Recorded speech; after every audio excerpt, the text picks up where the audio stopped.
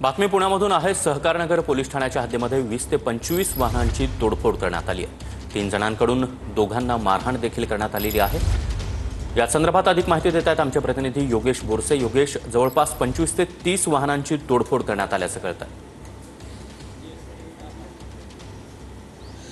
सागर, गेल्या काही दिवसांपासून पुणे शहरामध्ये वाहनांची तोडफोड ही सातत्याने होताना आपल्याला पाहायला मिळते आणि पुन्हा एकदा सहकारनगर पोलीस स्टेशनच्या हद्दीमध्ये साधारणतः 25 ते 30 वाहनांची तोडफोड करण्यात आलेली आहे। आपण या ठिकाणी पाहू शकतो पुण्यातल्याच या सहकारनगर परिसरातील सरस्वती चौक असू दे, नवनाथ नगर, केशव कॉम्प्लेक्स या परिसरामध्ये या वाहनांची तोडफोड करण्यात आलेली आहे, ज्यामध्ये 15 रिक्षा त्यासोबतच काही कार आहेत, स्कूल बसेस आहेत, यांची ही तोडफोड या ठिकाणी झालेली आहे।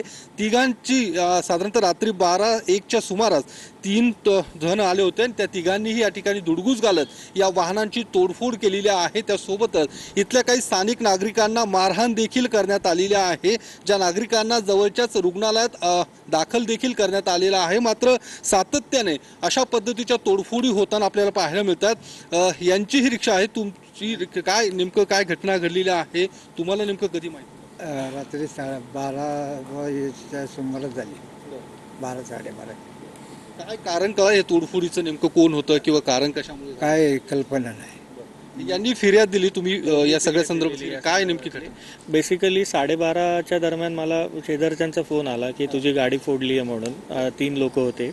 सो मी बाहेर आलो तर बघतोय तर सगळ्याच जमाव आलेला होता। म्हणजे शेलारनगर मधले आले होते, केशव कॉम्प्लेक्स मधले होते। मग त्याच्यानंतर मी 112ला फोन करून कळवलं की असं। नक्कीच योगेश, नक्कीच। तर सहकारनगरमध्ये जवळपास 20 ते 25 वाहनांची अशा प्रकारे तोडफोड करण्यात आलेली आहे।